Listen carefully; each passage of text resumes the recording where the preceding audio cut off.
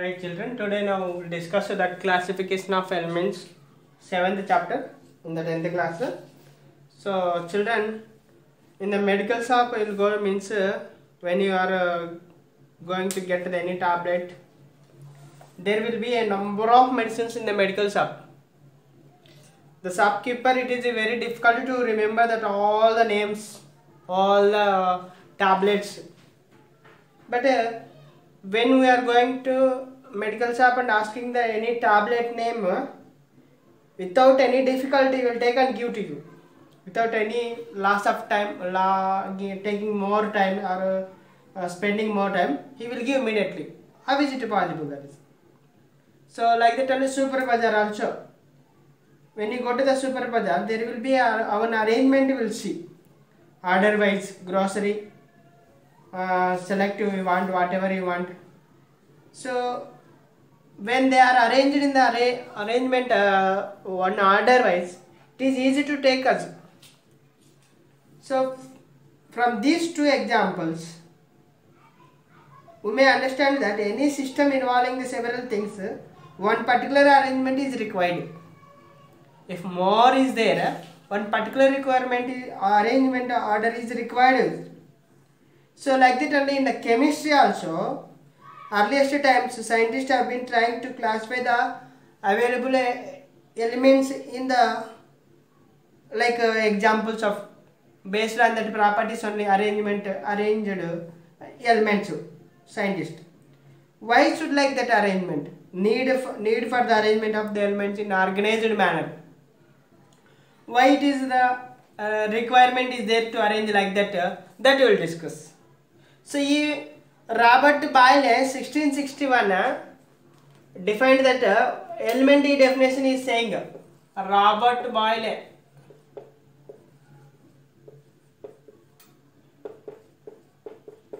So he told that element definition, any substance that cannot be decomposed into a further simple substance by a physical or chemical methods. Any substance, one substance, suppose that board is a substance, like that only. Any one substance, book is substance, pen is substance, like that substance, any substance, furtherly cannot be divided into small substances. Last substance, that is called element is telling. So at that time when Robert Boyle was given the definition, at that time there were only 13 elements were known. Only 13 elements known that time. At 1661, Robert Boyle. So at the ending of the 18th century, we know that nearly, so by the time of the Lavoisier, that time, end of the 18th century, 11 elements were discovered. 13 plus 11.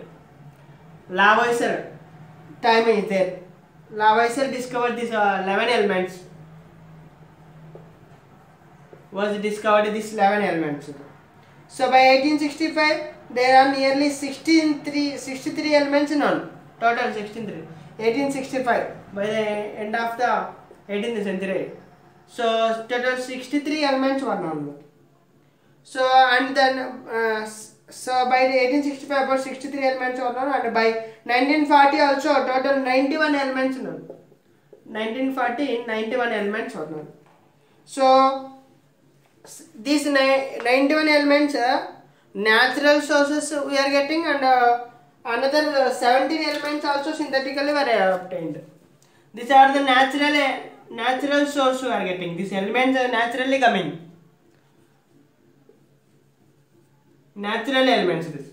And there are 17 elements are there, synthetically prepared one. 17 elements are there. So this is the 1940, but in today we'll see or we'll know that means by now including synthetic elements and the natural elements, nearly 115 above elements are there. 115 above elements. So as the number of elements increasing, it became difficult to keep in memory the chemistry of individual elements and their compounds. So these many elements, 118 elements nearly is there, above 115 elements are there. That many elements, properties, what is that element, name, like that, all remembering is difficult. So it is very difficult. So already we know that in the previous classes, elements are classified into metals and non-metals. So, but this classification has so many limitations. Not only elements, metals and non-metals. So, elements are classified into metals and non-metals in the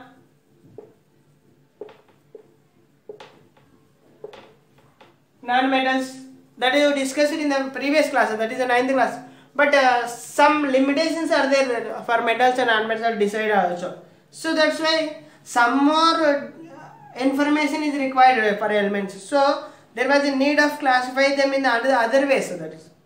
Hence, chemistry scientists started to frame ways to group these elements and compounds on the basis of their physical and chemical properties. So all scientists are trying to keep one systematic arrangement by based on the physical and chemical properties. So that is in the beginning of the 18th century, Joseph Louis Proust stated that hydrogen atom is the building material and atoms of all other elements are simply due to the combination of number of hydrogen atoms. So Joseph Louis Proust told that at the end Joseph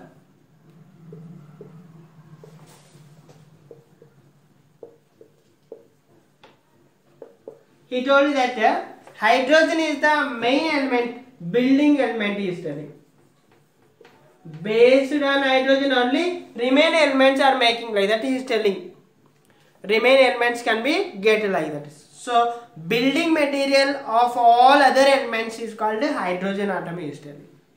So that's mean he noted that at that time atomic weight of all elements were given as the whole numbers and the atomic weight of hydrogen was taken as 1. So based on hydrogen atom atomic weight only, the remaining other atoms came, like that he is telling. So atomic weight, so hydrogen atom is the building material to all the elements he is telling. So next, this is the introduction to our topic, classification of elements. Next, Daberne's laws of trade. Daberne's laws of trade. So what is the Daberne's laws of German scientist John Wolfgang Daberner? So Daberner told that. So that's why Daberne's laws is telling. Daberne's laws is telling. Daberne's laws of trade. Trade means 3. So based on 3 elements only, this Daberne's laws of trade will be. That's why. So this John Wolfgang Daberner is full name. He noted that at that time only there were groups of elements with the 3 elements known as trades. Group of elements is there. He identified that one. There are a group of elements are there that known as trades. In each group similar chemical properties are there. He told group are there like a trade, 3 groups. That in each group that 3 elements having the similar chemical properties were used. So he tried to give the relationship between the properties of elements and their atomic weights. Properties of elements and their atomic weights. So Daberner stated that when elements with similar properties are taken, they 3 at a time and arranged in the ascending order. If you take the 3 similar properties elements and arranging in the ascending order, so if their atomic weights, based on the atomic weight, if you arrange in ascending order, the atomic weight of the middle element is equal to the atomic weight of the first and third elements average. This is called the Daberne's laws of trade. You see, once one example you see means you can. So what is telling Daberne's laws of trade? If we arrange that group of any 3 number, one group, 3 elements according to their atomic weights, ascending order, middle element atomic weight average is equal to the first and third element atomic weight average B. So that is equal. So for example, one will see lithium atomic weight is 7. Nitrogen, sodium will take sodium. This is Na, Li, lithium. This is 23 atomic weight. And next potassium will take. Potassium K, its atomic weight is 39. So he told middle element atomic weight is equal to the first and third atomic weight average. Average of first and third atomic weight is equal to the middle element. That is the Darbonis laws of trade. So first you see, this is the middle element atomic weight. This second one, first and third, what is the 7 plus 39 is equal to 46 by 2. 2 ones, 2 twos, 2 threes. That is equal to 23. Equal. So atomic weight of middle element is equal to the average atomic weight of first and third element. This is called the Darbonis laws of trade. But it was not successful. It was only some elements only got to the same. That's why this is not a successful get to the, so atomic weight of the some elements not given properly.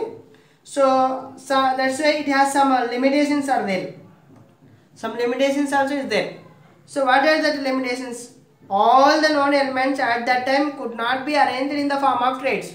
We are telling now, he did not give the total elements, only some only given. So that's why first limitation only telling what is that means. All the elements at that time known could not be arranged in the form of trades. However, he told like that he did not arrange. So the law failed for very low mass or very high mass elements. Second, law failed for very low mass. Very low mass atomic weight elements was not successful, this one. High mass elements also not successful, Darbonis laws of trade.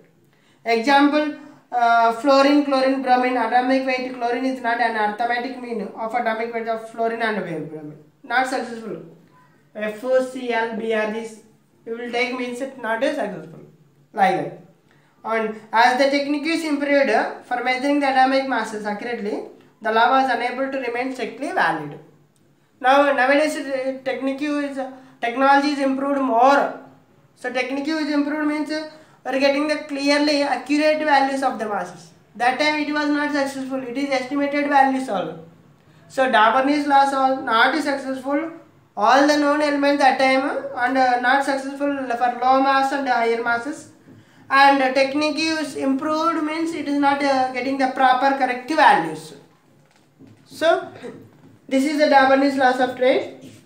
Some more examples are there, you can try and see here. Darbonis laws at all. Page number 128 in the textbook. You can see here. Okay. Thank you.